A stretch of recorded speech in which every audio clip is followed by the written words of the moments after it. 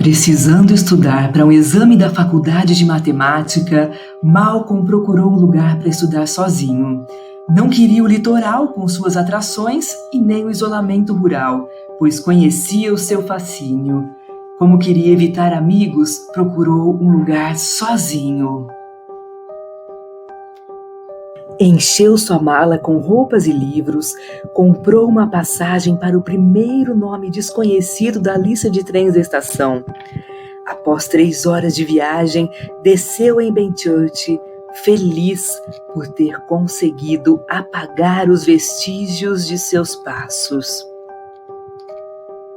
Se hospedou no Bom Peregrino, foi muito bem atendido, mas queria um lugar ainda mais isolado. Encontrou uma casa velha, desconjuntada, cercada por um muro largo e alto. Se convenceu de que era o lugar de que precisava e se ficasse ali, seria feliz. Encontrou um corretor que ficou muito surpreso por alguém querer alugar aquela casa e disse para o estudante que seria ótimo alguém ficar ali, porque ela ficou vazia há tanto tempo que um preconceito absurdo foi crescendo a respeito dela. Ao contar para a dona da hospedaria que ficaria naquela casa, ela empalideceu e disse que era a casa do juiz e que esse juiz inspirava grande terror por conta de suas duras sentenças e de sua hostilidade com os prisioneiros, e disse que havia alguma coisa naquela casa e que não ficaria ali nem uma hora sequer sozinha. Malcolm disse que tinha muito que pensar sobre seu exame de matemática e não se atormentaria com essas coisas misteriosas.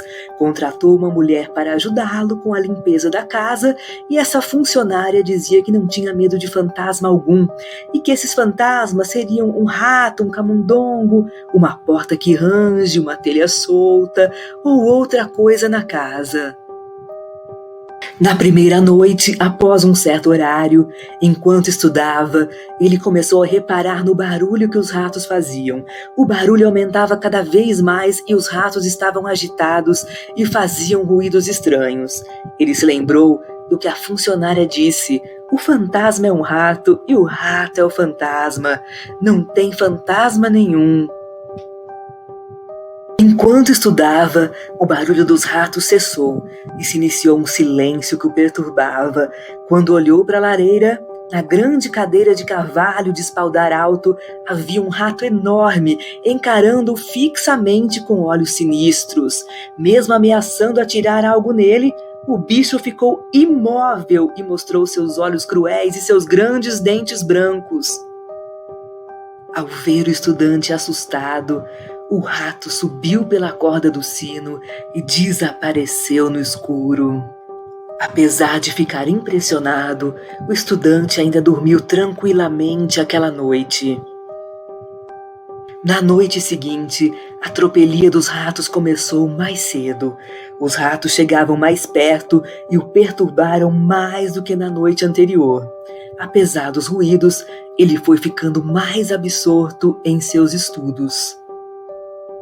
Quando se deu conta, os ruídos dos ratos haviam cessado. Lembrando da noite anterior, ele olhou para a lareira e viu novamente o grande rato olhando fixamente para ele com os olhos malignos. Instintivamente, ele atirou o livro e o rato nem se mexeu. E quando perseguiu o grande rato, o rato mais uma vez subiu pela corda do sino e desapareceu. Antes de dormir, Malcolm se lembrou que o livro que ele atirou no rato e que fez o rato assustar foi a Bíblia que ganhou da mãe e estremeceu. Trabalhou mais um pouquinho e logo após dormiu novamente. No dia seguinte, pediu para sua ajudante limpar a poeira que estava no quadro na parede por onde o rato desapareceu. No dia seguinte, encontrou a dona da hospedaria que havia chamado um médico para observar o rapaz, pois ele estava muito pálido. Quando contou os acontecimentos, Principalmente sobre a Bíblia, a mulher não pôde conter um grito. E ao contar sobre a corda por onde o rato subia, o médico então contou que aquela corda era a mesma que o carrasco usava para as vítimas do rancor do juiz. Chegando em casa já tarde, Malcolm começou a estudar, mas não conseguiu se concentrar, pois as circunstâncias ao seu redor e a sua suscetibilidade nervosa não podiam mais ser negados. Começou a ouvir sons estranhos e sobrenaturais e, lembrando do que o médico disse sobre a corda, foi até onde estava a corda e começou a examiná-la, num ritual um pouco mórbido, imaginando quem seriam as vítimas do juiz e qual o interesse de o juiz deixar aquele objeto sinistro ali naquela casa. Nesse instante, ao olhar para cima, viu o rato descendo pela corda encarando-o fixamente. Ele largou a corda e recuou com um sobressalto. O rato deu meia volta, subiu novamente e desapareceu. Os ratos voltaram a fazer barulho.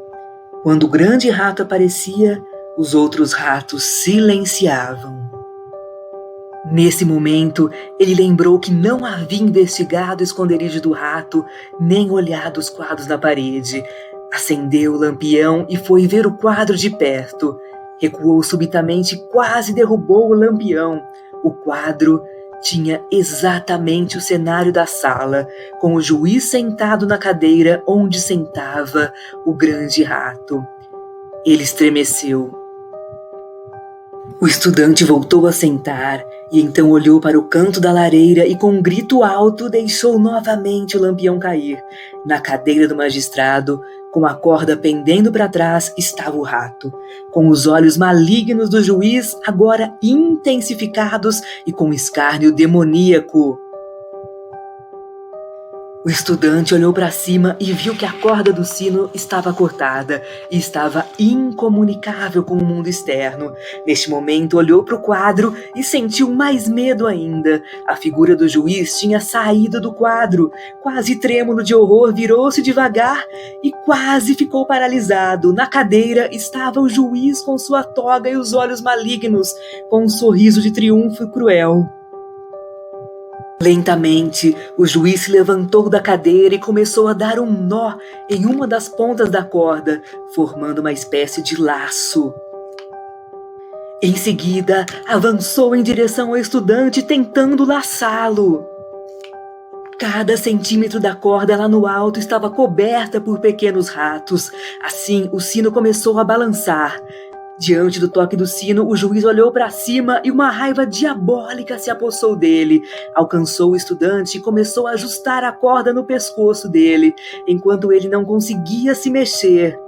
Quando o sino da casa do juiz começou a tocar, uma multidão silenciosa apareceu em frente ao local. Bateram na porta, mas ninguém respondeu. Arrombaram a porta. O médico ia à frente do grupo.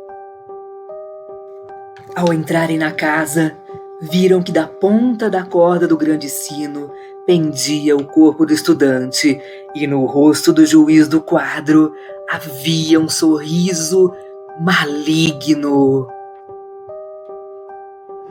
Esse foi o conto A Casa do Juiz, de Bram Stoker.